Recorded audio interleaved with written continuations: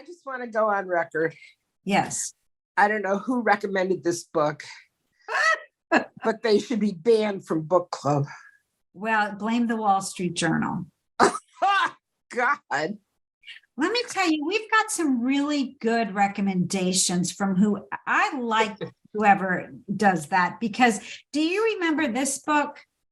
How might I do this? Wait, What is it? The photograph. Yeah, vaguely. That was a Wall Street Journal rec, and I found it fascinating. And then I read some more of her stuff. So, well, I guarantee you the discussion will be interesting. How's that? You know what, Phyllis? I feel like a child in a candy store.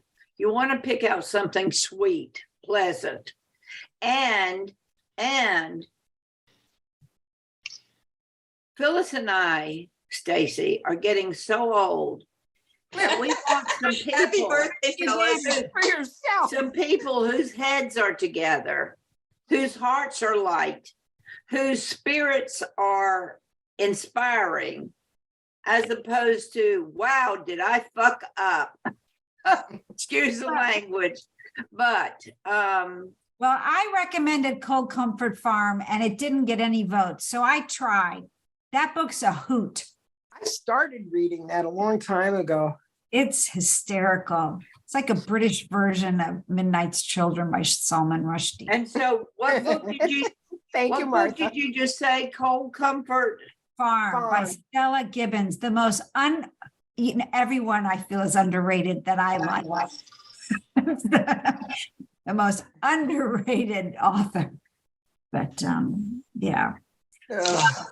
Since Phyllis, since you are the birthday girl, I am going to let you fetch as much as you want about this book, and Oh, thank you. I will follow your lead. So tell me why you hated the book, besides the fact it was super depressing. There were just no redeeming quality to any of these characters. None. Zero. I didn't like any of them. I didn't want to like any of them. And I found nothing to take away from it. Okay. And I would pretty much exactly agree with what Phyllis said. And so I don't know if I needed to be in the mood to read about people whose lives get screwed up or whose loneliness is there and whatever. Or, is it maturity or immaturity on my part in what I'm reading? Or is the book just lousy? Well, now you're saying you're immature and you're old, so I would just split it down the middle and say you're just the right age you're supposed to be. And now I will pass it over to Martha, who will tell me what you think of. Is Sue Ann immature? Was the book awful?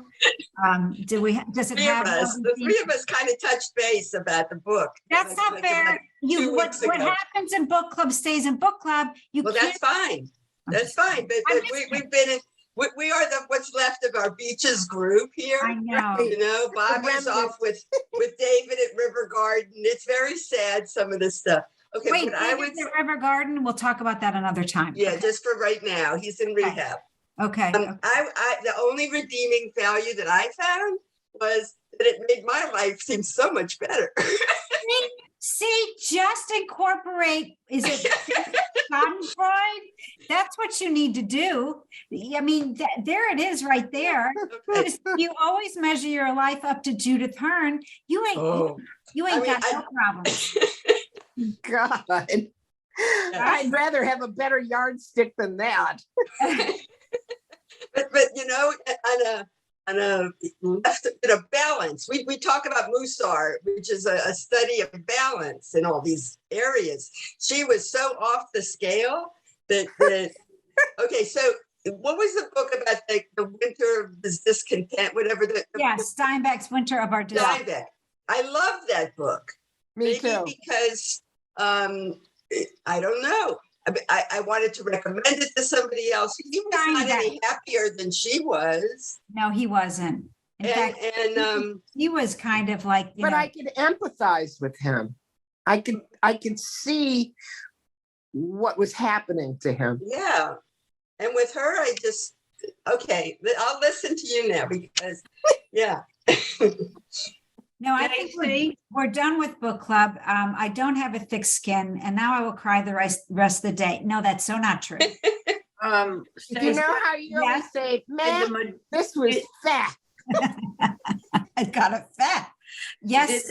Did the majority of people at the other book club like it or dislike it?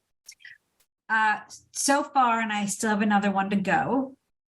So far, you've all been on the mark. However, there was a statement at one of the book clubs that completely shifted everyone's perspective. Okay. And I will share it with you. It's not going to make it a happy book, but I think there will be some redemption involved. So this is a woman who lost her husband 4 years ago.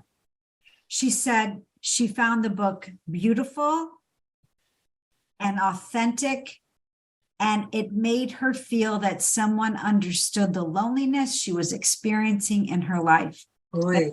That the author, whose name is Brian Moore, not Brian, Brian Moore, he nailed it. Yeah. And there was silence around the table.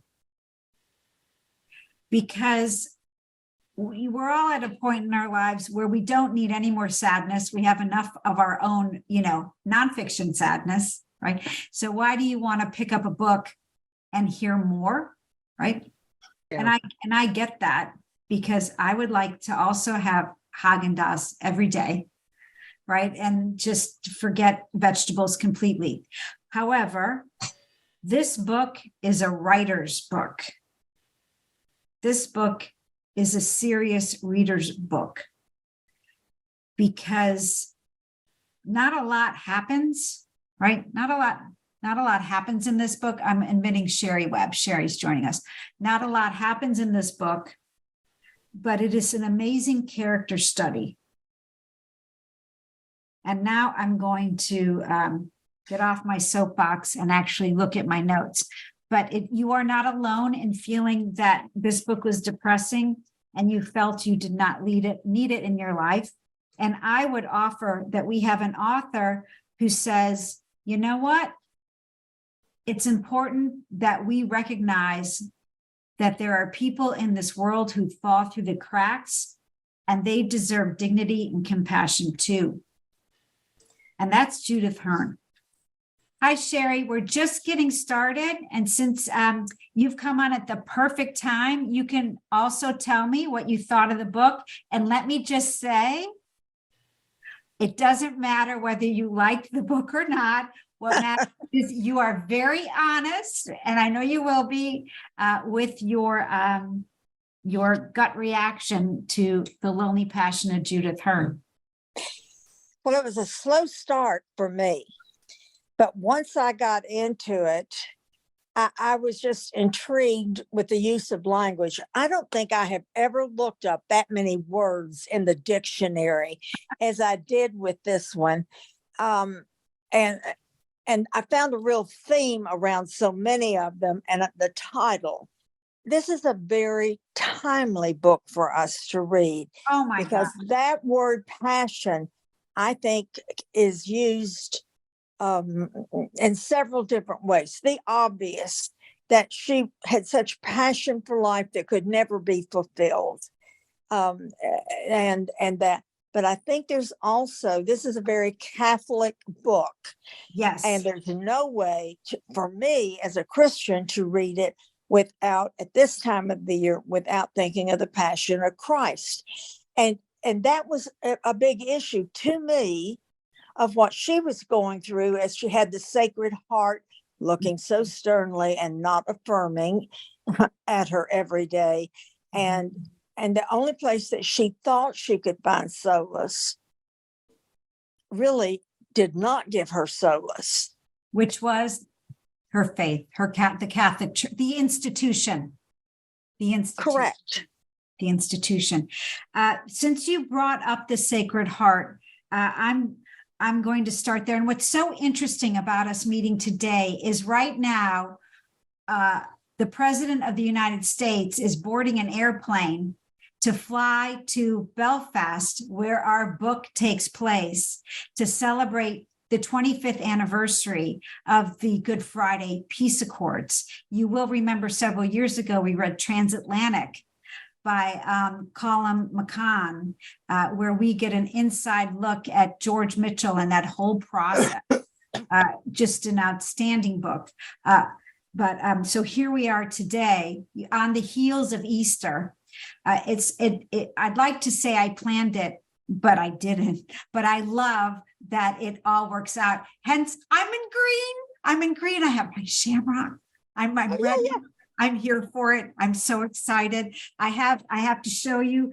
A few years ago, I went to Ireland and I saw the beautiful Book of Kells at Trinity. Oh yeah. At Trinity College. So I bought the whole alphabet of the Book of Kells. So it's a scarf. Wow. It's a scarf, but it's so pretty. So I know we can't be together right now. So I just wanted to show you how gorgeous this script is. And if you have not seen the Book of Kells or the library at Trinity College, that's on your bucket list. You must do that because it's absolutely stunning. Anyway, this book is indeed a Catholic book. It's also a universal book, and guess what Catholic means? Universal. And The Lonely Passion of Judith Hearne was the title given to this book when it was published in America. When it came out in 1955 in the UK, it was just Judith Hearne in 1955, which is interesting in and of itself, given the relations between the UK and the Emerald Isle. All right. This symbol, this Sacred Heart, you know me, I go down the rabbit hole. So I wanted to know exactly what that meant. We're all familiar with the image of Christ holding out the heart, and it's kind of glowing. And I took the image, interestingly, Sherry, I had a different feeling of the image. I felt there was a dichotomy between the cruel aunt and the compassion and love of Christ, that she kind of was pushed and pulled.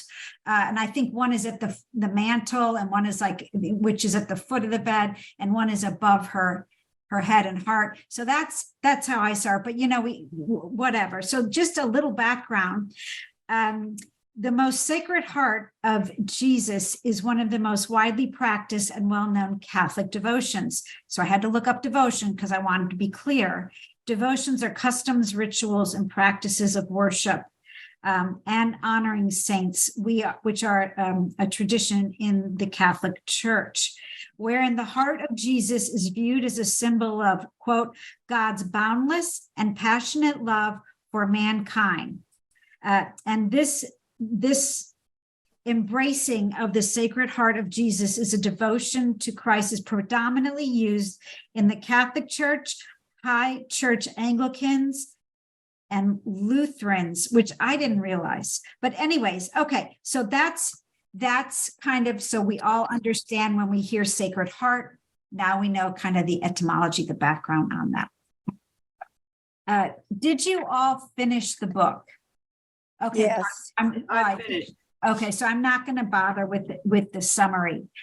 Judy, you can go ahead and unmute because I'd like to know what you thought of the book because everyone else has chimed in. So why don't you also share with us if you want to unmute what you thought of the book?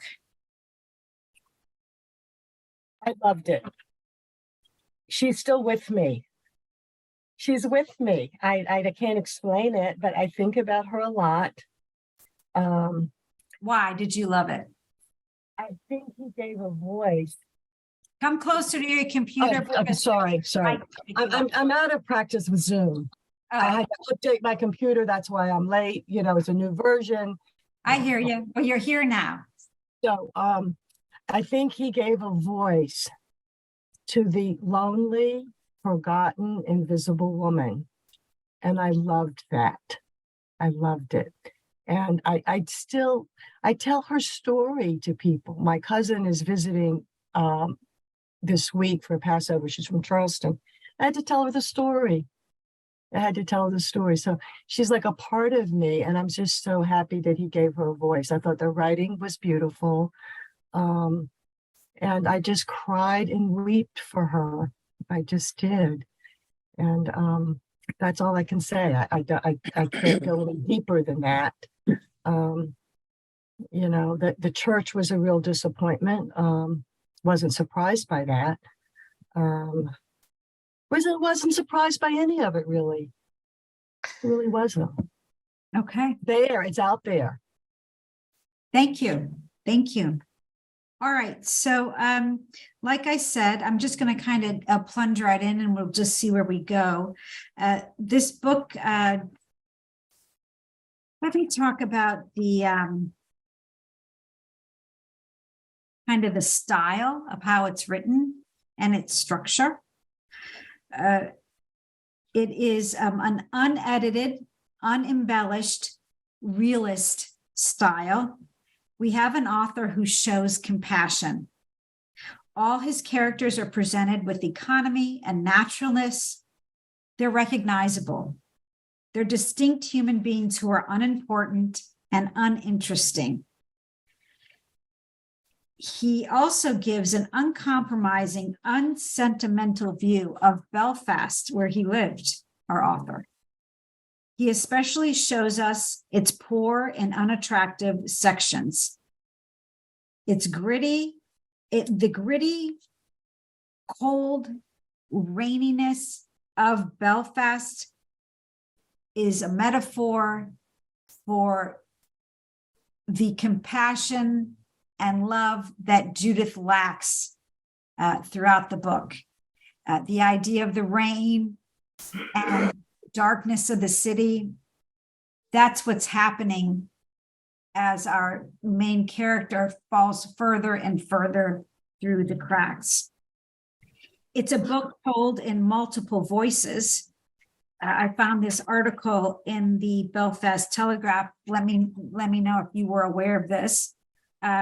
He combines third-person omniscient narrative with first-person stream of consciousness material.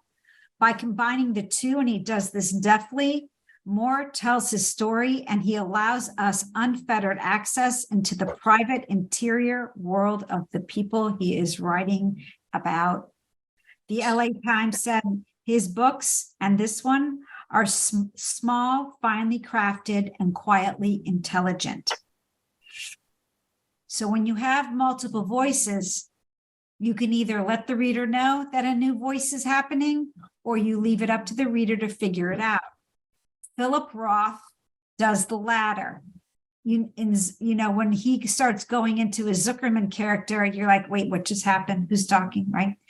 When we recently read Spying on the South by Tony Horwitz, sometimes we weren't sure if it was Frederick Law Olmsted talking, or was it the author and first-person narrator, Tony, talking.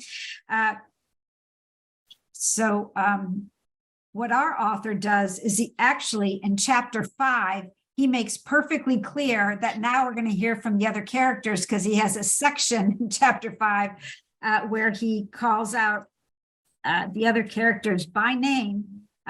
Lennon, Mrs. Friel, Mary, Mrs. Rice, Creepy Bernard, and they all speak in their own voice.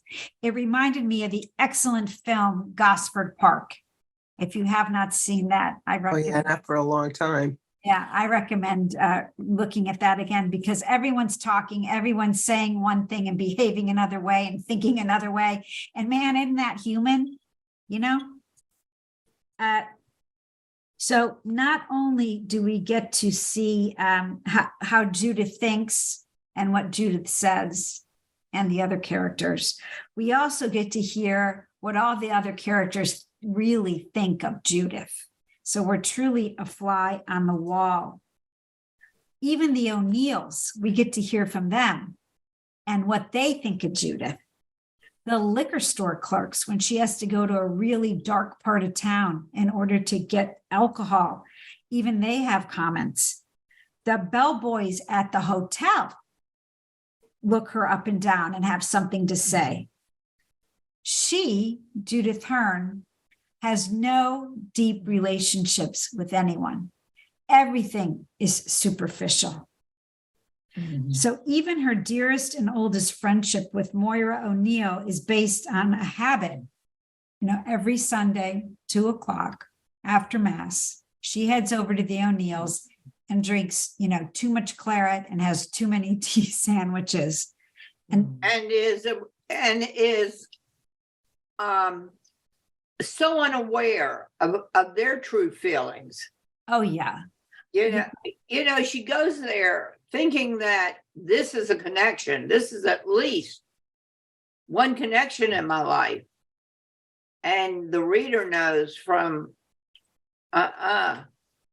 They are fleeing like they can't get out of the husband's like, oh, I'm so out of here. I'm going to the library. And the kids are like, who can, like ants stepped on an ant pile. It's like, who can get away the fastest? And at one point, Moira actually falls asleep when she's visiting. She still doesn't get the hint. Yeah. So, I would say, she may get the hint, but she doesn't want to get the hint. maybe. Go on, Sue Ann. I wanted to say, she's so pathetic in a way that it almost works that you become one of the characters rejecting her. Oh, interesting. But it's, it does call for a lot of empathy. It does call for, oh, poor girl. And so every once in a while, I read something, I have to tell you. And recently I read something on Facebook about a man who was sitting on the street and he was homeless. And this little girl that leaves school every day and discovers him and talks to him and gives him a sandwich every day. And one day he leaves. And a year later comes back. The girl's in foster care and comes back and he says, my wife died. I was a painter. I could paint no more. I just lost it when my wife died. And you, little girl, brought me back, gave me inspiration, made me whole again. And I'm going to try to adopt you out of the system. Mm-hmm. So if I were reading about this guy, I would go, what a bum, what a bum. And yet, if you look at each person as a human, as somebody that deserves some respect, then you can think of Hearne as pitiful, but uncharacteristic of enough people in the world to have been written about. You spoke about this poor man, and it's definitely a theme in our book, this theme of poverty, which is clearly where she's headed. And he shows that this cruel and difficult life of poor people like Judith, they are subjected to rejection and abandonment and despair, not just once. This is part of the fabric of their lives. And that's got to take a toll. So no wonder there's, addictions to substances and alcohol. If you're so alone. And he takes on this theme of addiction and alcoholism straight on. And it's almost like he's like holding her as the whole thing is happening. He's being so kind to her, even though she would be considered a lush, right? And I didn't even see the alcoholism coming. To me, it was a complete surprise. I agree. Right? I didn't, like when she's going to open up that box. I just thought, oh, it's Pandora's box. What's going to be in it? You know, oh my goodness. But I didn't know if it was going to be a picture, a locket. And I even wasn't sure with the alcohol, like how serious it was. But then when she goes and she basically blacks out and first she's singing and, you know, causing a disturbance, and then she can't remember. And then the alcohol, when Bernard spills it at one point, it was like spilling the last drop of water in a desert. Like I felt that desperateness. Like you drink the first sip and that's one thing, but you need that second gulp in order to feel the warmth. Well, wasn't the alcohol her passion? In a way, it could be a passion. Yes. Yeah, I guess you're right. But an addiction isn't so much a passion. I mean, maybe. I mean, I think you could argue that if we had to do a school assignment, what are all the passions in this book? And that would certainly be one of them. We also have a case where religion fails, and we'll learn more about this in our author's biography. But we are dealing with someone who that was like her closest connection. Her relationship was with her faith. And, you know, if that is not going to work, if that's not real, then what is real? It's like the whole world is pulled out from under. It's like a betrayal, right? We have Father Quigley, who really is just going through the motions. And there is humor in this book, like when he has to hear all the little kids and all he just wants to do is, I got to get out of here, man. You know, I've got places to go. But, you know, it's confession and it's, you know, it's their time. But the church, it fails her. And, you know, we put so much expectation on our faith to fill in all those blanks. And that's on us, right? And when it fails us, we are so angry at it. But it's all happening here and here. I mean, the church, the establishment, it's doing the best it can, right? So she also has Bernard in her life, who to me is a master puppeteer and a master manipulator, truly a grifter. And one of the most famous scenes in the book that gets talked about the most is that scene where his mother is bathing him and she walks in on that. You know, it's just repulsive. Made me crawl. Yeah.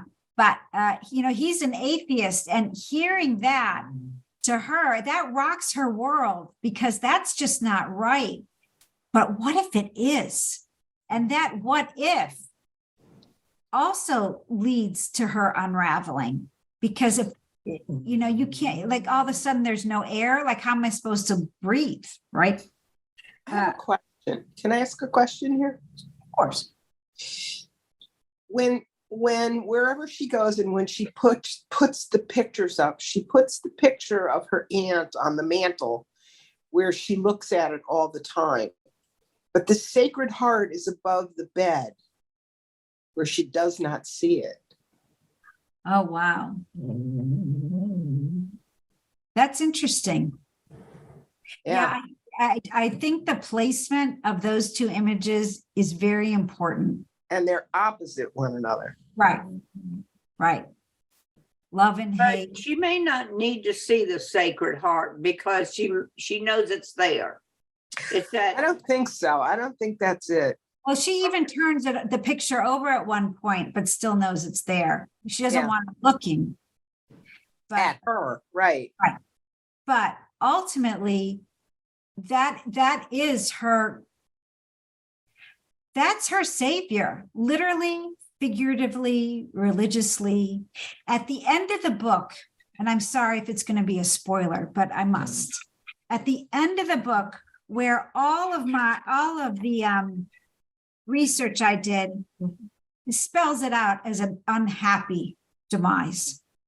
I thought, no, because we have read Camus' The Stranger, where he is in that cell and he has his existential epiphany looking up at the stars. Not that it doesn't matter, but this is who I am.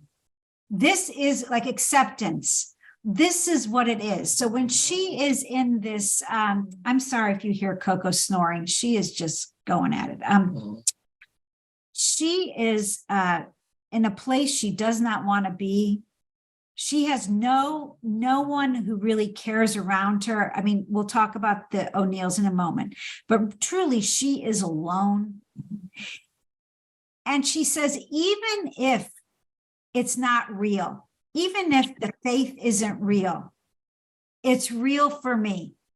And I'm going with real. I loved that. I just, for me, it was someone who had come to terms and was okay with it. Okay. But go ahead. Well, I think one of the most moving moments to me was her going to the cathedral and it's dark and they're locking it up and they want her to get her out of there so they can finish. And I just felt that the symbolism, you haven't come at the right time, you got to go, you don't deserve to stay, blah, blah, blah, blah, blah. I just thought that was a powerful way for her and her mindset to interpret that I may believe in God, but God does not need or believe in me. Agreed. That was rejection of the establishment, of the agents of her faith. However, I think she found in the end that there is faith beyond the institution. I think that's where she found her peace. I'm never an optimist, but maybe in this case, I'm too optimistic about the ending.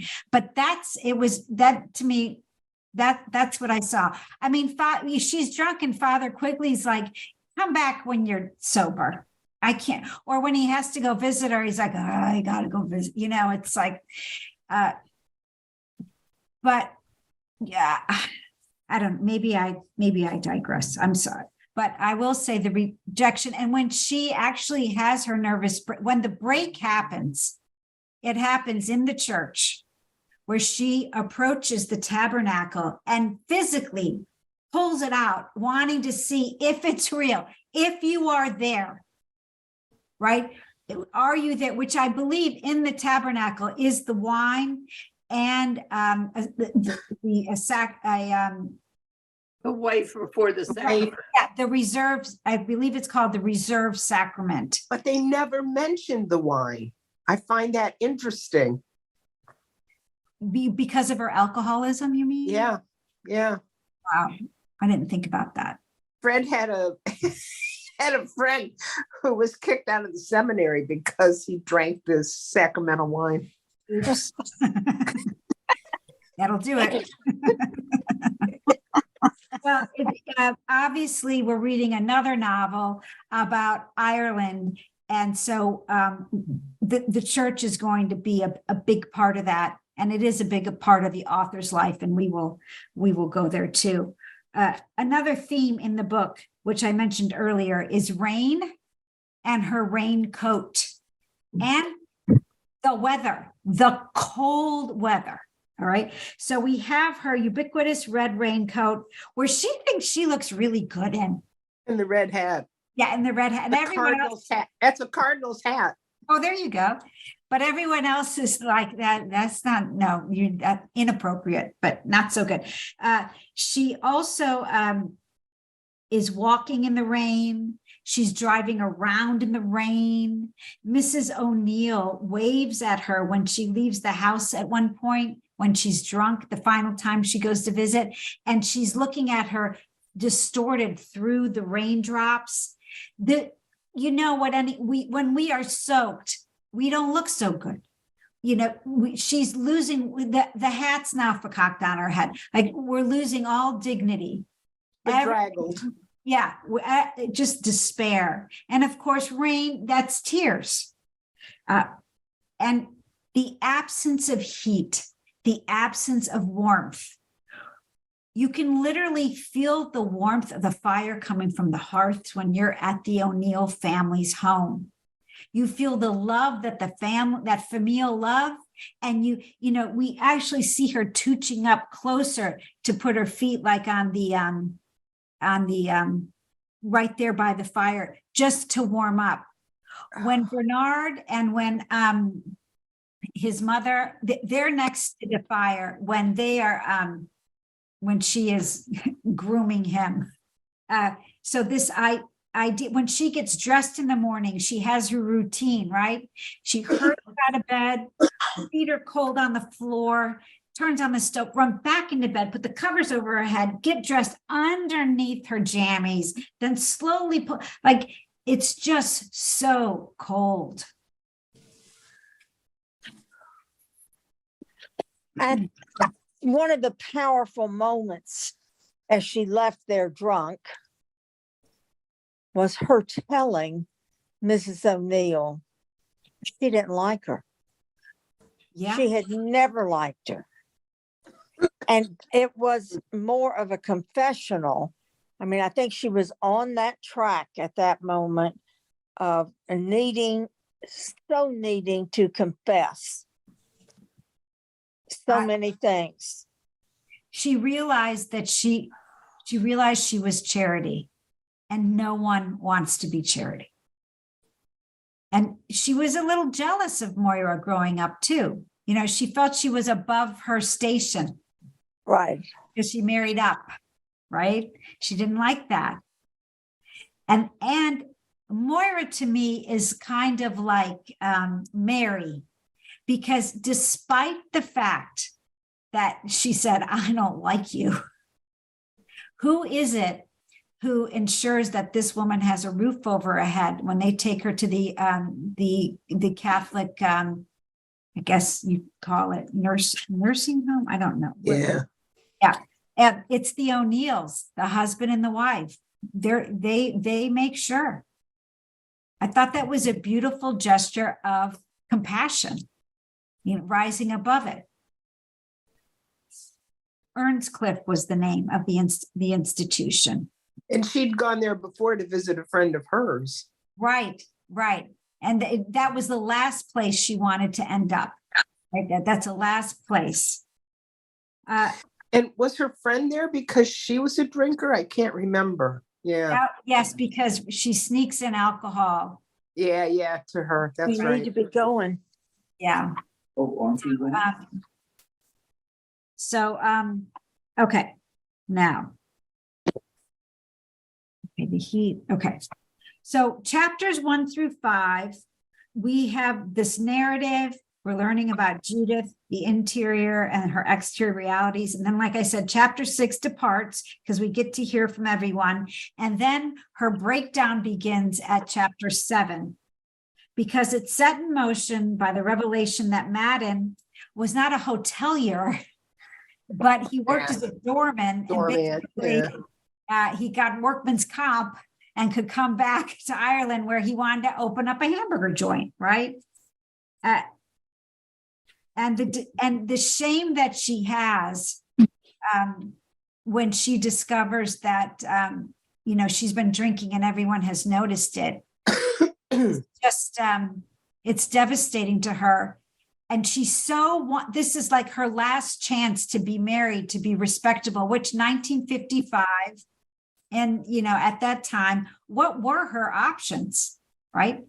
And that whole misinterpretation of thinking that he was interested in her when he wasn't.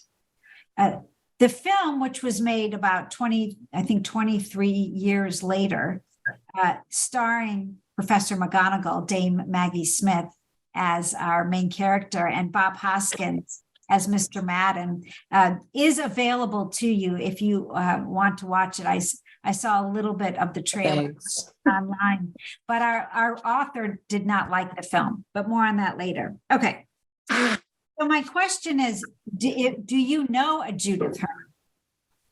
And if you do know a Judith Hearne, how do you treat her?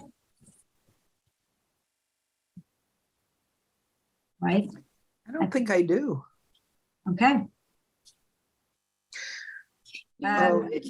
It's been very difficult. I mean, early in my life, the most important thing you could do is get married. You had to have been picked, and you have to have been married, because God forbid you should be a spinster. Now, as history has evolved, women have gone to college. They've become doctors, lawyers, Indian chiefs. But they've done that at a cost at times. And so they're now 30, 35 years old, and they do not have a prospect for a husband, or they're often rejected because they are too smart or too whatever. And I think that loneliness, plus the baby years, plays out. And I would say, yeah, I know a couple of Judith Hearnes. Okay. Yeah, Stacy. I'm going to add in to this. Okay, because that was I have to say, you all know this is not a surprise that I'm a therapist. Okay, so I've seen a lot of Judiths. Okay, and one of the things, and Sue Ann, you are 100% right. Okay, so I learned this, and I'm going to share this with you. There are gender specific, and we call them drivers, or messages that we've gotten that stay with us forever. Okay, the number one for women is they must be beautiful, sexy, and thin. And I think I will add young, okay, because that makes them marriageable.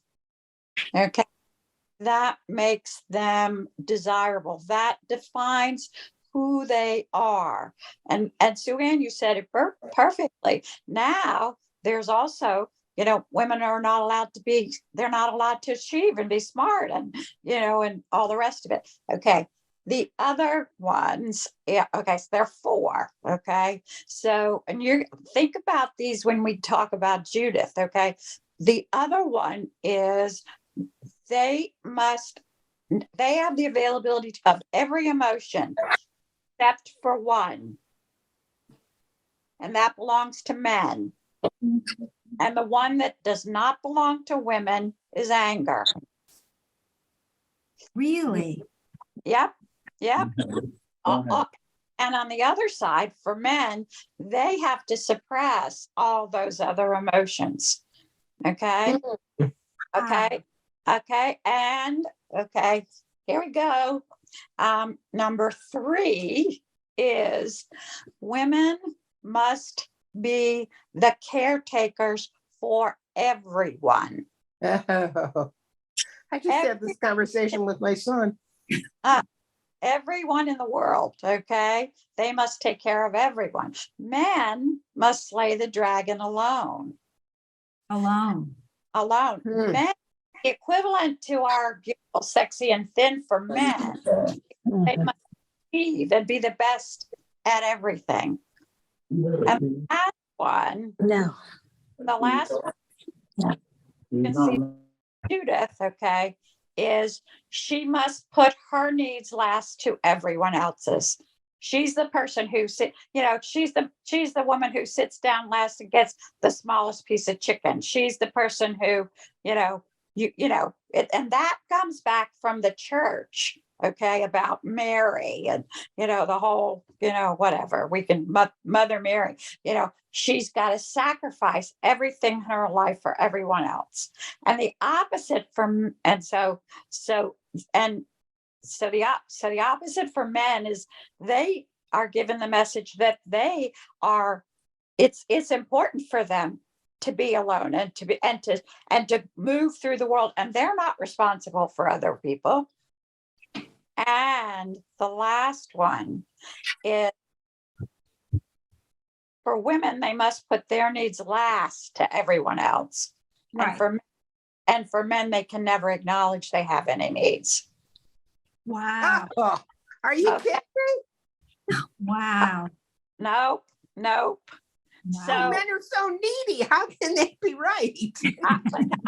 But I know, but they're not gonna, it's an interesting thing, kind of like our, main man, Yeah. he used her. He used her. He was needy. He wanted somebody on his arm, but he didn't want her as a partner. Yeah, they're needy, but they're not gonna, but if it, he used her and, portrayed himself as a person who was, interested in her, and, and he liked her because, he could talk to her, and she Oh, talked to him. he thought she had money, and she thought he had money. Yeah. I forgot about that. He thought she had, Yeah. So he wanted her as a business investor in the But- restaurant. yeah. And Stacy, to your point, and this is the clarification, had he said to her, I would really like to be your business partner, then he would have acknowledged what he really needed her for. And He- that's the part. That's the part. And I know that sounds confusing, but it is confusing. Okay. Are not expressed because it's not manly to need anyone. Thank you, Kathy. That was Yeah, I get it. incredibly enlightening. And it just goes to show that even though you don't like the book, you can certainly like the discussion and learn from that, right? Yes, and I'm turning in my woman card. All right. I just want to Yes. speak to something that Kathy said. She daydreamed a lot. Yes. And in her daydreams, she was attractive and men did like her. And she thought this was going to be, the one. This is, he likes me. He likes me. And we're going to go off into the sunset together. We're going to move to New York and, all of this. So she took all of those characteristics that Kathy said women are supposed to be, and she daydreamed them into herself. That's right. Yeah, that's a really good point. I forgot about that. Thank you, Judy. Wow. So Kathy, you could almost like do a paper using those principles, whoever made those up, Piaget or Jung or whoever it was, and say, compare, and I'm going to apply these all to the book, Who Only Passionate, Judith Hearne. All right. So I want to tell you, because like I said, this is a writer's book and this is a serious reader's book. And you showed up. So you're one or the other or both. So you might as well own it. Okay. So that being said, here is what our author has to say, Brian Moore. I was able to write Judith Hearne because I was lonely. And that made me Judith Hearne in one sense. Giving her a different sex and age allowed me to distance myself from my characteristics that Kathy mentioned. He didn't say that part. And thus make the book art and not biography. Wow. I mean, this addresses everything you said, Kathy. Most of my books, while written in third person, are presented as though they're written in first person. The Judith Hearne is a book which seems to be written from the point of view of Judith Hearne, where in fact it is not. It is written partly from my point of view as the invisible narrator and partly from the points of view of the other characters. Wow. And that's when I realized this is a writer's book. This is a serious reader's book, because I thought I was hearing Judy, but he's saying it's the omniscient narrator. He's almost disassociating in order to create art. This is amazing. This is amazing, okay? Whether you like the book or not, the technique, the art is amazing. And he's so articulate, he could explain it.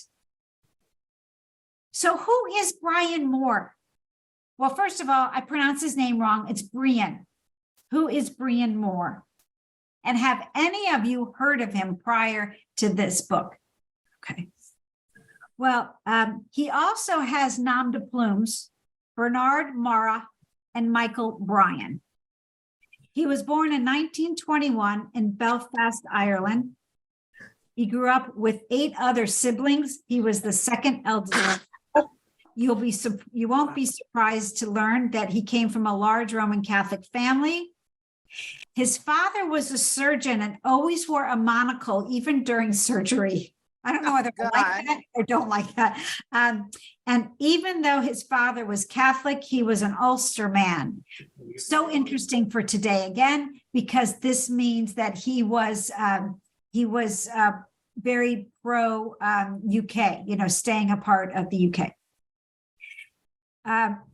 He didn't get married until he was 50, and he married a country girl, Donna, with a Donegal accent, and she was a surgery nurse. So this is Brian's mother. Brian was nicknamed Bomb because he was born when Ireland was only a year old. So tumultuous times. His mother, Eileen, was in labor when the English started shooting or bombing, whatever, in Belfast. I'm not sure how exactly, but that's how he got the nickname Bomb. The family lived directly across the street from the headquarters of the Orange Order. This is the Ulster. This is the British component of Ireland. And he was frightened by their powerful parades as a child. And there have been parades by the IRA just this morning, right? He was educated in Belfast at St. Malachi's College. I'm probably pronouncing that wrong. Studied medicine like his father. In 1939, God love this man, he failed his math exam.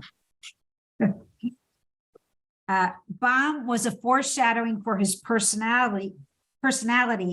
He rebelled against his father, politics, and religion, etc., etc., etc. In 1941, he served as an air warden during the Second World War. He also served as a civilian in the British Army in North Africa, Italy, and France. After the war, he worked for the UN. His father did not approve, and his father died without them resolving their differences. At the age of 24, he said, I suddenly realized I had no profession, I had no degree, and I said to myself, I could wind up a bank clerk. There is a small cameo in the book with the bank clerk. In 1948, he immigrates to Canada and he gets a job inventory equipment for a construction camp. Then he works as a reporter. And this is where his writing career begins. He sees other reporters are also writing novels, so he'll think he'll take a crack at it. Now, I said that The Lonely Passion of Judith Hearne was his first novel, and this is why I use the air quotes. And remember, this book was published in 1955. In 1951, he publishes Wreath for a Redhead. In the US, it was called Sailor's Leave. He publishes The Executioners. In 1954, French for Murder. He also publishes A Bullet for My Lady. He wrote these thrillers under the pseudonym Bernard Mara and Michael Bryan. They were published by Harlequin in Canada. These were pulp fiction books. So he kind of disowns them as he becomes a writer of a serious novel, right? And so he considers this his first novel. It was rejected by 10 to 12 publishers, depending on your source, before it got picked up in England, and then it was published here. He says his inspiration for the Judith Hearne character, he remembered the ladies who used to visit his mother's house for Sunday tea. And, you know, we have her going over to the O'Neills for Sunday tea.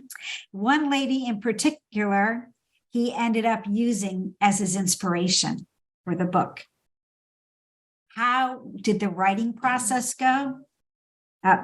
Quote, this is from an article I found. Kathy, it was in the LA Times from 1992, but nonetheless, it was a very good article. He says, quote, first part of the book came fast. Quote, I wrote, I ate canned foods, maybe I had a drink, and then I went to sleep for a few hours, got up in the middle of the night and wrote again. But then one day, the reporter says, Moore went for a swim in a nearby lake, and what occurred there, he would use in the opening of his 1983 novel called Cold Heaven. Now, I read that opening to Cold Heaven. I'm not going to read it all to you now, but suffice to say, he got run over by a motorboat and he almost died. So when he recovered, he knew he wanted to devote his life to the writing of novels. So he ended up finishing Judith Hearne in 9 months. And like I said, it was rejected, and then it was taken up.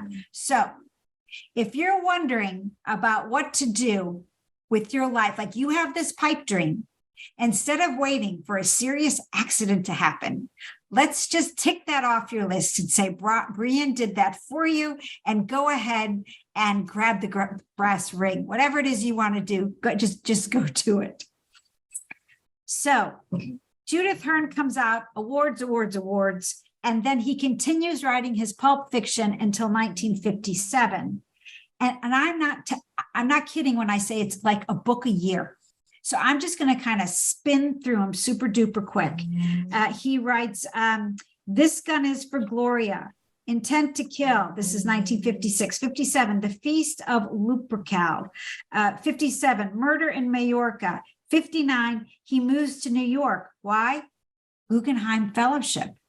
So he is recognized in these, these smart people circles, and he's given this award. He writes The Luck of Ginger in 1960. Guess who reads it and is impressed? Alfred Hitchcock.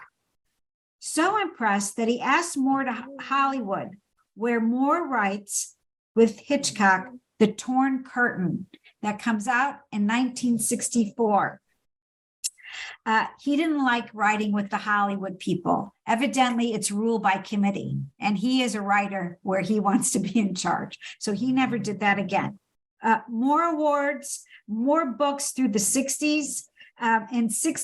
He gets married, he gets divorced, he moves to Malibu, California, and he writes a book called Fergus about his father. And in the book, he kind of make amends with his father in this book. Isn't that interesting? Then he writes more books.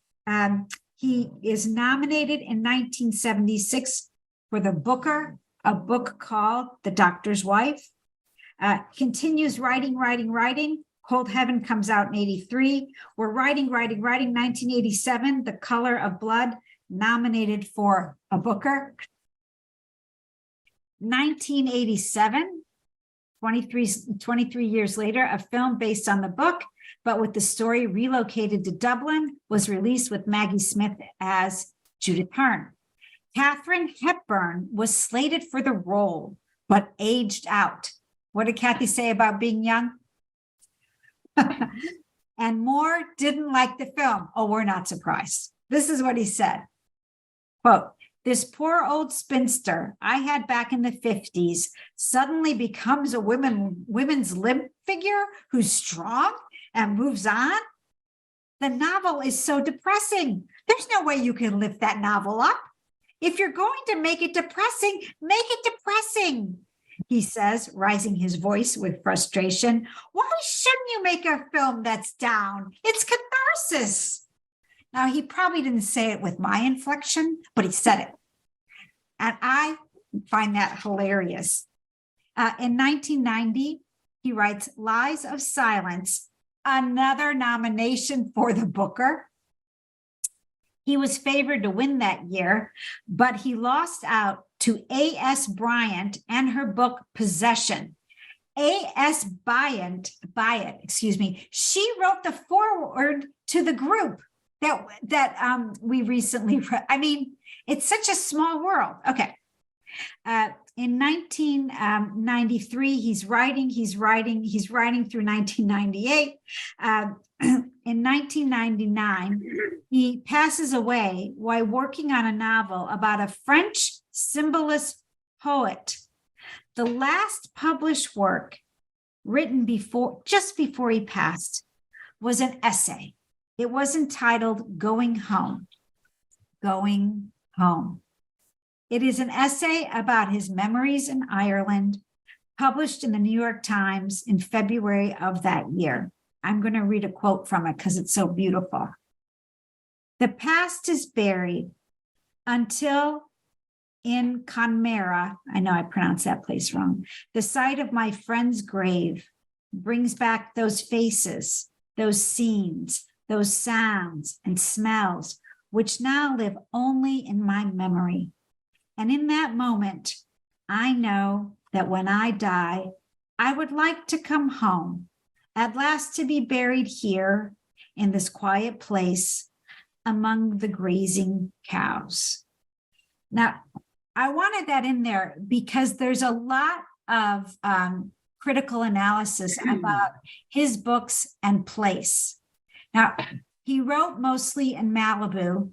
He had evidently such a beautiful home on the beach that a poet wrote about the home on the beach. So he even wrote in a home that ended up literary. But going back to that 92 LA Times article, it says that Moore lived in California more than he ever lived in Ireland or in Canada. Quote, yet says he still has no sense of place here.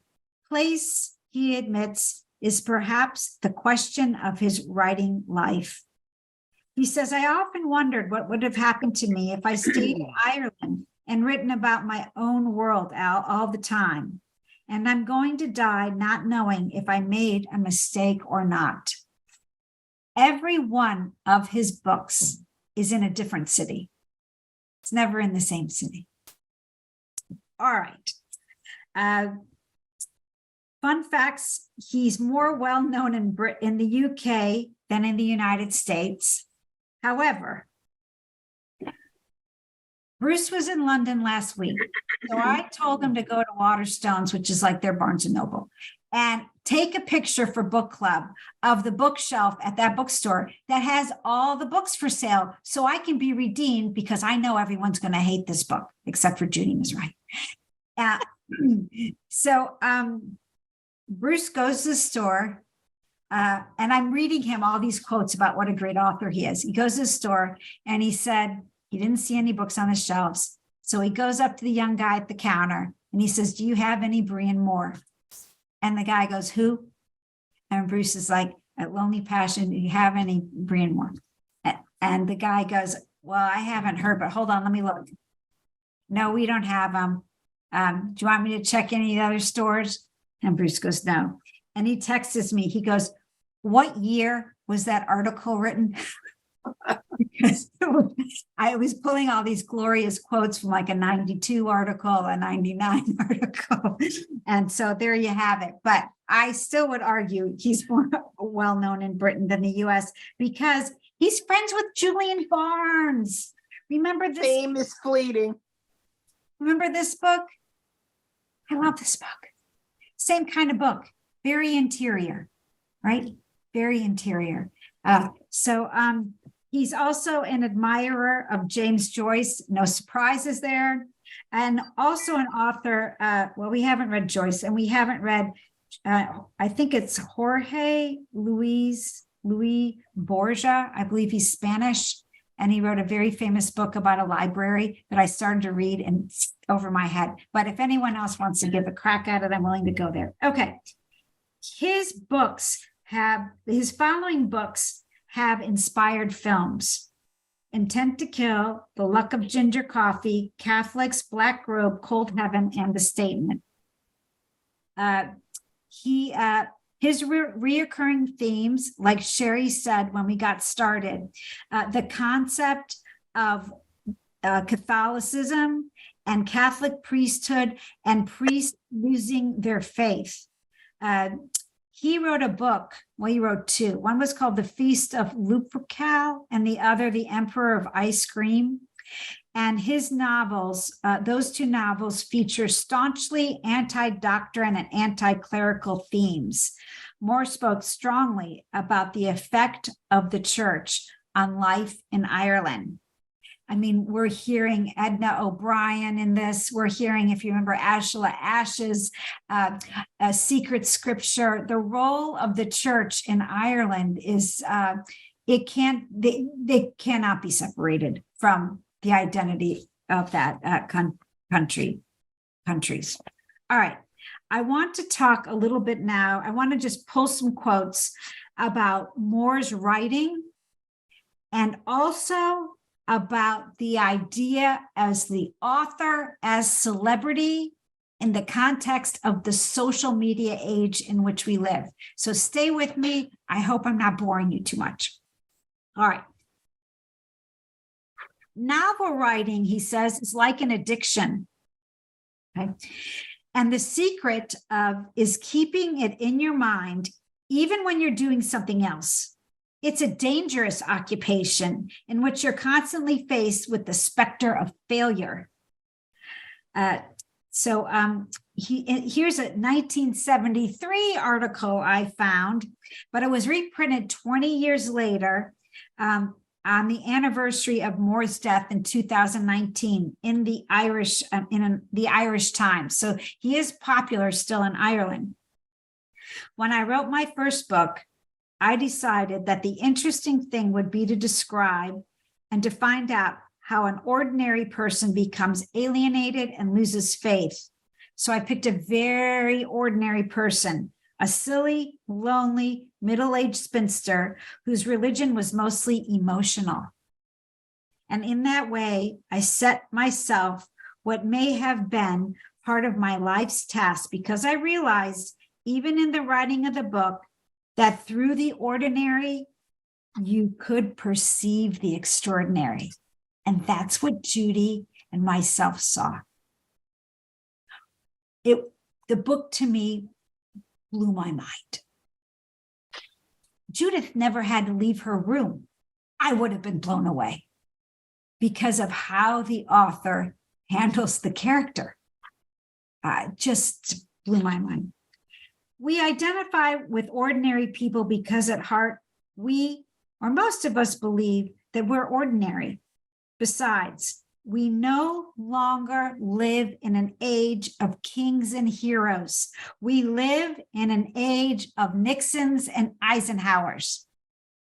We have no more heroes in our world. Even back then in the 70s, he's saying, there's no heroes. So now I want you to think about social media and me. Everything is about me, right? We're taking pictures of our French fries, right? Every vacation we might take, right? Whatever it is. And now, because some modern writers realize they've lost touch with the ordinary life and ordinary characters, they've started making themselves extraordinary. Many of today's writers are their own oeuvre, their own work. And then he tears into Norman Mailer for just that. Okay. He says, the writer is a performer, is a writer who is no longer going to write and no longer writes. Whereas the writer who is not a performer, let's say Bellow or Roth or even Updike, whether you like his work or not, and I only like Roth out of those three, is constantly writing.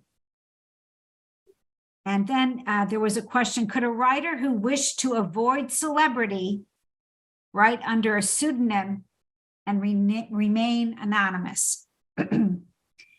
Anonymity is one of the most important tools the artist has.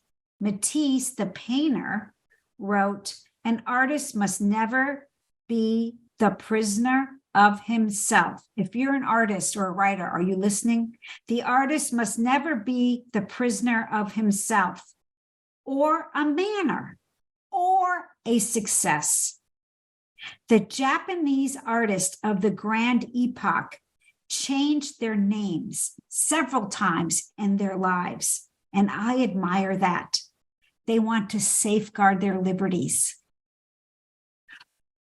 Don't we always say when we read that second book by the author who, oh my God, we love so much, and they try something different? Why did they do that?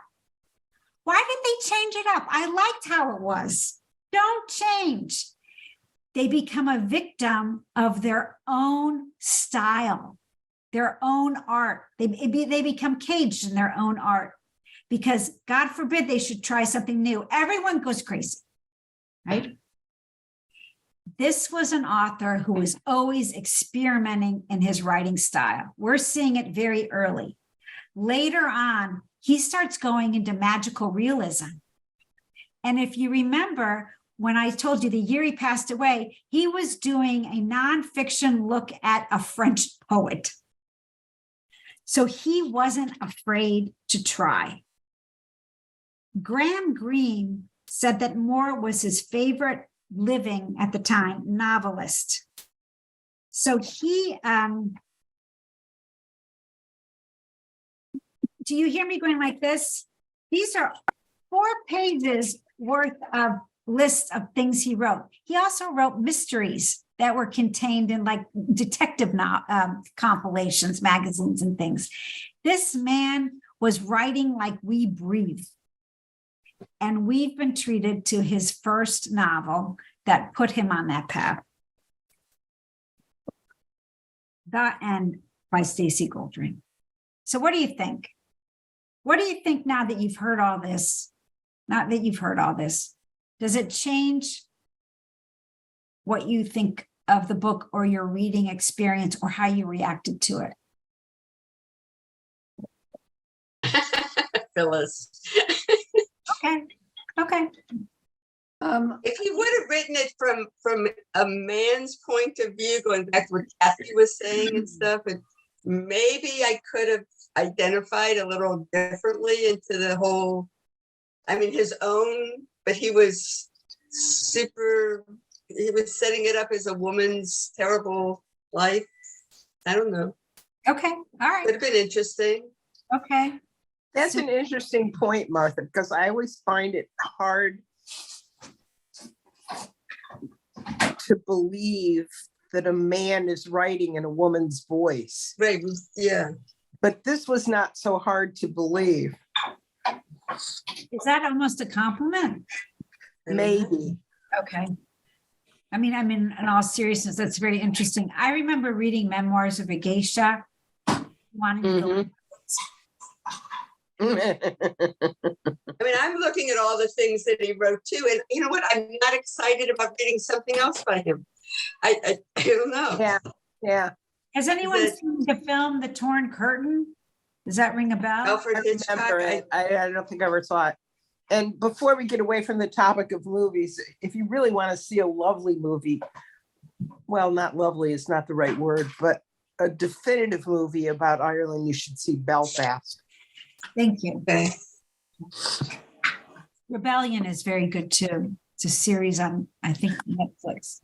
And you know what you were talking about before about it being kind of like dark and gloomy. The last 3 days here, I had to live like this in a place, you know, and I guess that colors your life too. It just, it does. You know. It does. You're a happy person. You grew up in Miami.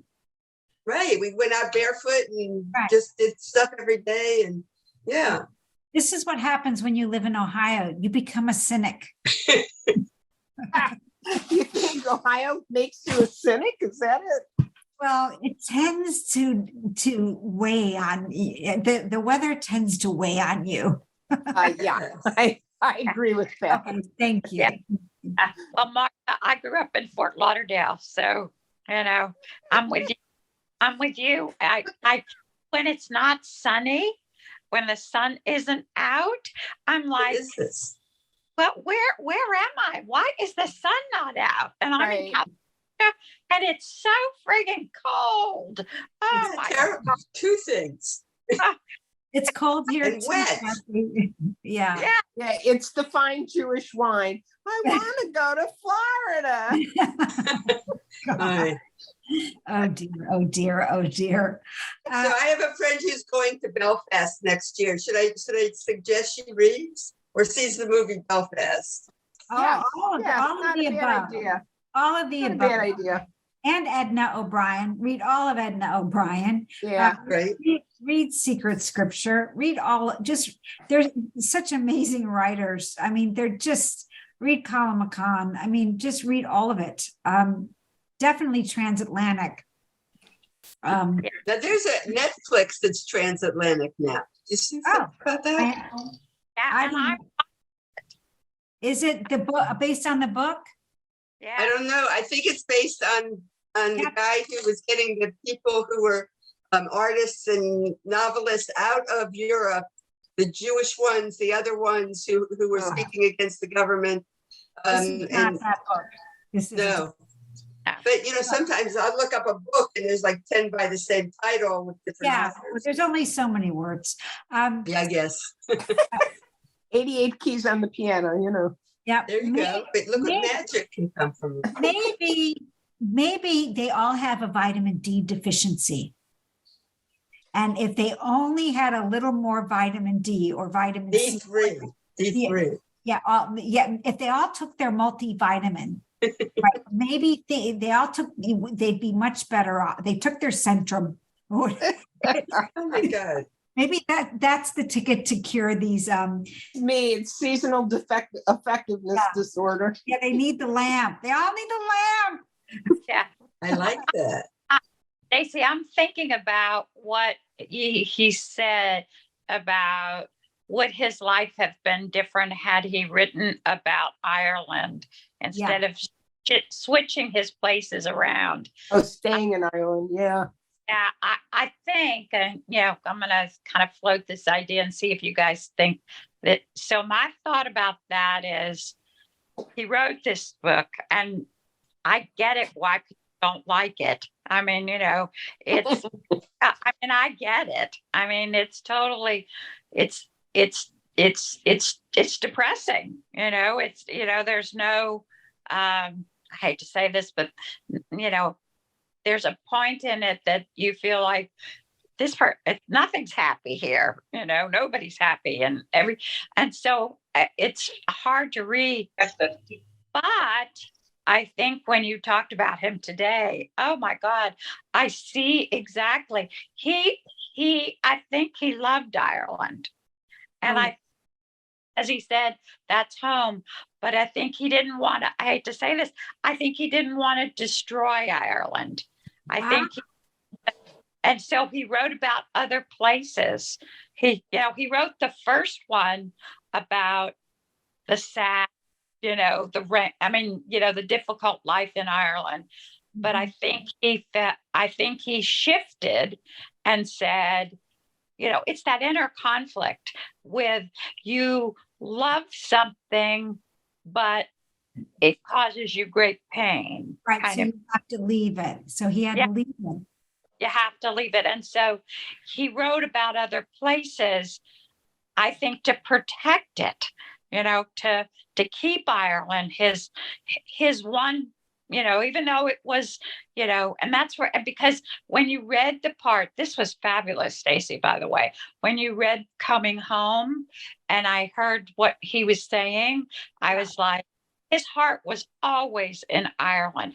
I was just talking. I was some friends the other today, actually. One of them is from Jacksonville, one of them is from Brooklyn. And I said to them, the thing that I've seen about people from New York is they never leave New York. They leave New York physically because they come to Florida for the sun, but their heart, their world, their whole existence is New York. Is New York. Well, it's the other way around. New York never leaves you. That's a bet. You're 100% right. What about Stacy in Ohio? Oh, I couldn't wait. No, I'm done. No, I left. I kept that court. No, I'm not going back. Yeah, me either. No, there's no, see, I mean, some places have a distinctive pull on people. They just do. They just do. And Ohio's not one of them. So No. Well, There's nothing there to pull you back. No. yeah. Well, I don't know, guys. I've never been to Ireland, but I've seen I haven't pictures. either. It's, yeah. Beautiful. It's beautiful. There's something magical about it because of the color alone between the verdant, fecund green, because it's raining. It's a terrarium, basically a cold terrarium, and then the beautiful water. It's overwhelming to your senses. Years ago, I used to watch some cooking show that was done Oh, in really? one of the old castles there. Oh my gosh. Wow. It was a wonderful show. I forget what hell it was. Well, put it on your bucket list, Kathy. Okay, so I have been to Ohio, by the way. That's right. University of Toledo, right? Didn't you? Columbus, but I don't think I would ever want to go back. Yeah, I'm right there with you. No offense. I visited a couple of times. That was enough. So Stacy, Yes, ma'am. even if I want to be more Empathetic. yes, toward Hearne, even if I want to say, what a sad life story. I guess I'm too optimistic to accept her. I'm saying Ireland, for the most part, has had a troubled history. Maybe Hearne is typical of Irish people. Things just didn't go their way. And you end up drunk and sad. And you never quite get where you want to go. Well, Don't forget this word sacrifice. She sacrificed her life to take care of her aunt. yes. And when the doctors themselves told her the aunt needs to go to a home and the aunt didn't want to, she could not bring herself to do that to the aunt. I kind of think of her, I don't want to use the word hero because she's not, but in some way she is. Well, in some she way she is. manipulated her, though. Martyr. No, right, but in some ways she is heroic. You know, maybe I'm too traditional or old-fashioned, but she did her duty by her aunt. She did what she thought a good person should do. The aunt had no one, and she sacrificed her whole youth for that aunt. Yeah, and Had no education, very minimal training. She really couldn't get a job to support herself. I see her more as doing the best she could. Doing the very best she What could. did her Under aunt these leave her? circumstances. What was her aunt's reaction to Hearne's giving up her own life for Yeah, her? her didn't care. sacrifice. She didn't It was care. terrible. She didn't care. She The didn't aunt care. felt like she was doing her a favor because she was Well, orphaned and her aunt took her in. And just by taking her in and giving her a roof over her head, she felt Judith owed her.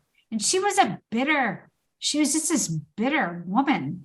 And Yeah. Judith gave up her best years back then were those courting years, which she did not get a chance. She wasn't going to get anything. But So I think that's part of my problem with Judith. If she didn't care about herself, why should I have to? Ooh. Well, Oh, that's, I well, think she did. She did. I think she had a moral compass there. She had a moral compass. How do you abandon someone? The aunt had no one. How do you abandon someone who has taken you in when you had no one else? And how do you abandon her? Yeah. Yeah. I Maybe look she at her. was- I look maybe- at Judith as heroic. I do. And I think at the end, when she did accept and she put the 2 pictures up in her room, she accepted her fate. yeah. And I look at her as heroic. I love her. I do. And I don't have pity on her. I love her. And I think about her all the time. And I'm so happy that he gave her a voice. I really am. That's so I beautiful. guess. When You know, she put the and 2 more- pictures up, though, it symbolized to me that nothing had changed. Okay, Martha? I just wanted to know if Moore had similar, because he's talking about this being his life too, kind of maybe. So did he have similar things happen to him that colored his life, or I don't, I and don't, you know how she ends up in an institution, and he's very young when he's writing this. right. I didn't come across anything that indicates that. That doesn't mean. it's, Right. I It was didn't in his come across- head. Right. Okay, I, Stacy, yes, juxtapose Bernie, this heavy poet who's not who's living off his mother, right, to Hearne. yeah. He's a male counterpart to a female counterpart. He is not quite so lonely because he's screwing the maid, Oh, Right. poor Mary, we didn't Well, even that was talk nasty. about that. Yeah. and he's totally understanding of her. He sees her as lonely over He like- reads, he can read everyone in the room, but I feel he's a manipulator. Oh, yeah. well, he's a manipulator, but he's almost as pathetic as she is. Oh, he's pathetic, all right, yes, Yeah. So I mean, put him next to her, yeah, and you just have 2 characters that, God bless them, they need somebody, and they And the need mother something. too. well, His mother. Yeah. when, I want to segue a little bit to what I just call her unraveling. When she makes the decision, once again, it's raining outside and now she's been kicked out. And where is she going to go? She decides to go to the fanciest hotel in town. That's when I see her kind of detaching from the mothership of reality, and that nihilism kicks in, or it was almost like it was all happening in slow motion. Like we're going to the fanciest hotel. We're ordering a room service. We're not really thinking about how we're going to pay this bill. We get a taxi, and it's like she's going to check everything off her box before she completely disappears. Okay. Right. And she doesn't care where she falls. It's like Virginia Woolf walking into the river. Like, Right. I thought she was just going to drink herself to death in that room. well, but she doesn't. She goes and she sees the O'Neills. Right. And and she has the taxi waiting. And he shows her even compassion. He could have taken off. He knew full well he wasn't going to get a full fare off of this woman. But these are the little people, right? I loved how she just ticked all these boxes, and then she just fell into the abyss. And the O'Neills caught her. And ultimately, the Catholic Church catches her. The institution who lets her down is the institution that can put a roof over her head. So we can beat it up all we want. She's got a bed. She's getting 3 meals a day. Prison. Should have been worse. Pardon me? But She could have been in prison and gotten those things too. Could have been worse. That's true. But the emptiness still is with her at the Oh. end of the book. Oh, she is It Cameron always will be. Granger. Yes. Yeah. Yeah. Yeah. Kathy, are you going to send me a bill for shrinking me? No, free of charge. I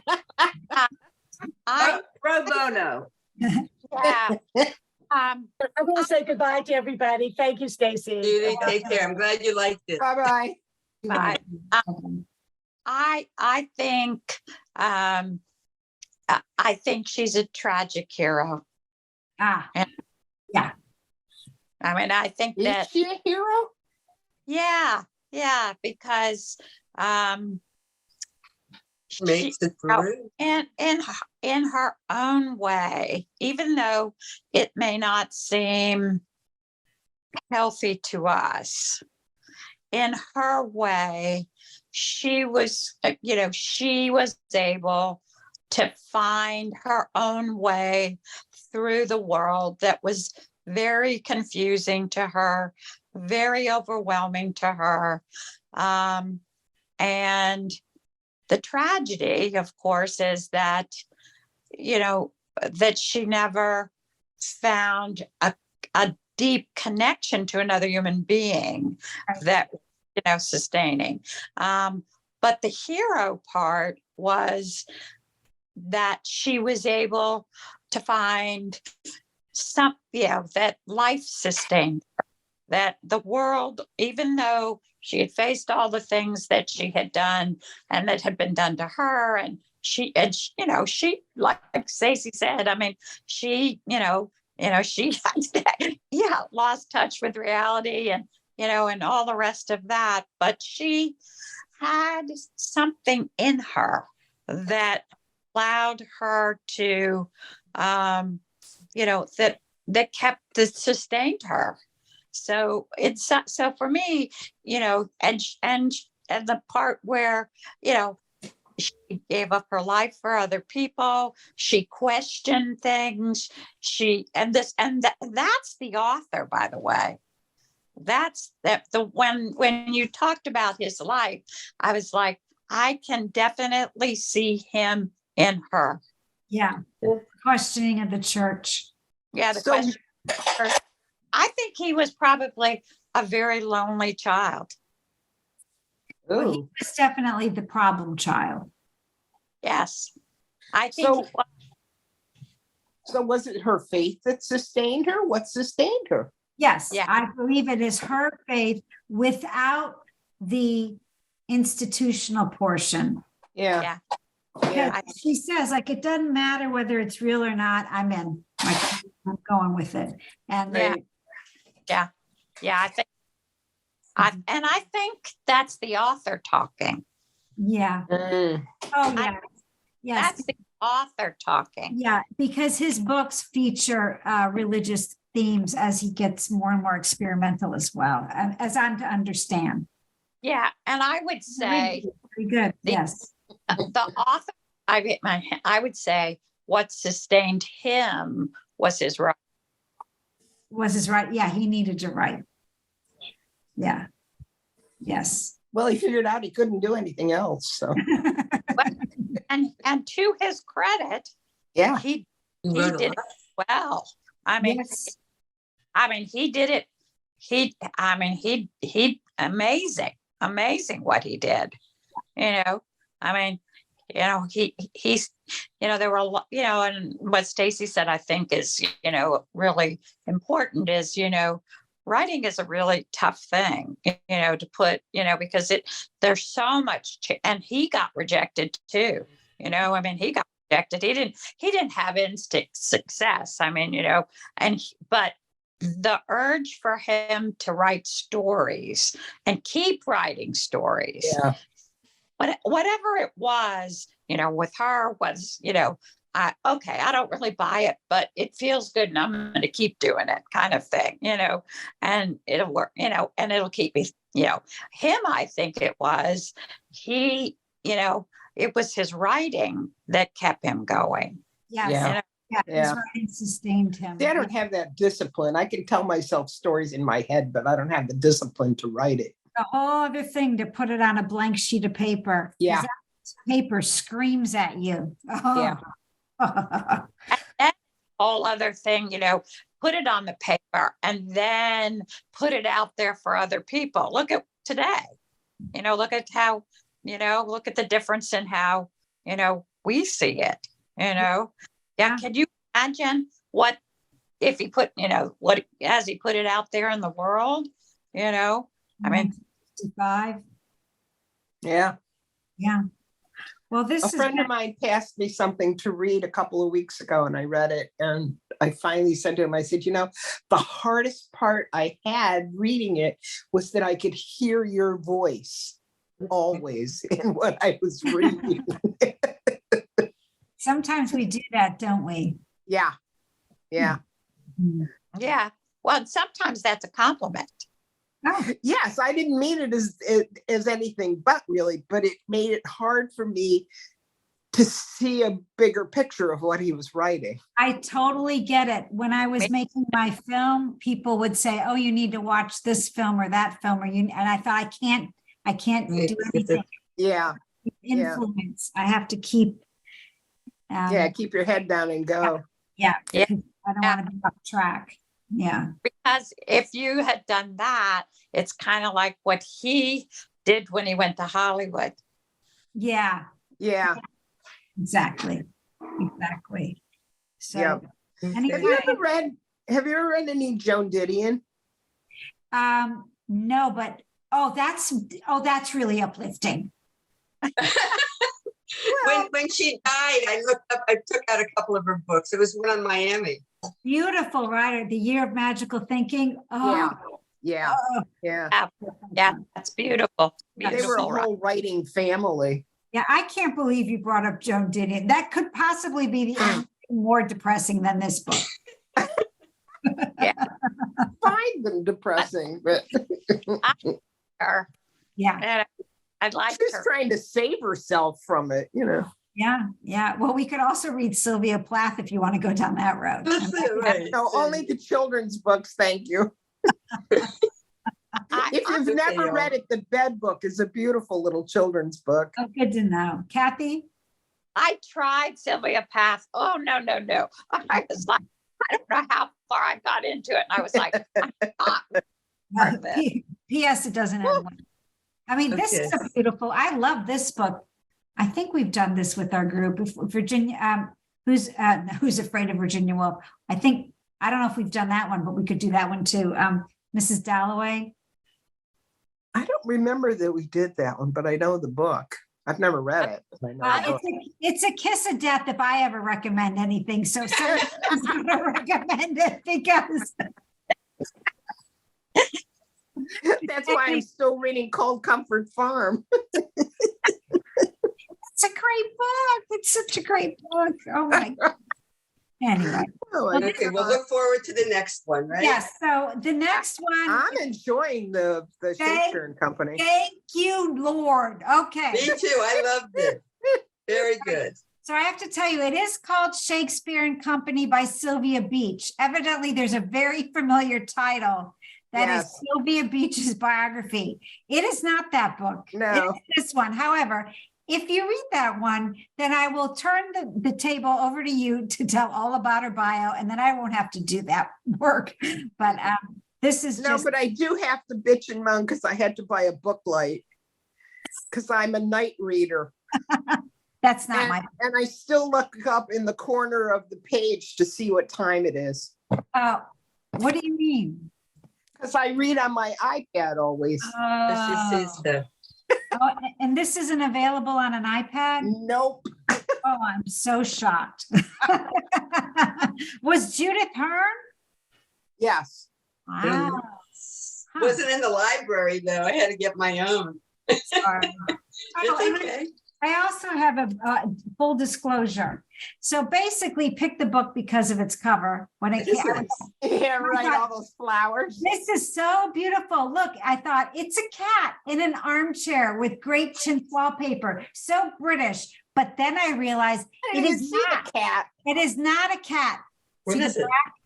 It's a woman going like this. Oh no! Oh, how sad. Know better. That was sad. I didn't mean to know that one. Yeah, me Yeah, neither. like a wingback chair, chintz, wallpaper everywhere. I'm all in. Yeah. And then I realized it's a woman going, I give up. Oh, don't make me laugh. It makes my nose worse. Oh, sorry. Anyway, Oh, better, Phyllis. Enjoy your birthday. Yeah, that's right. Pick up by its cover. We're that's- having takeout for dinner. oh, very Oh, nice. good. All right, now, well, this has been wonderful. I Thank you. love this. In fact, maybe we should only read books that everyone hates because it'll be a much better conversation. No, thank you.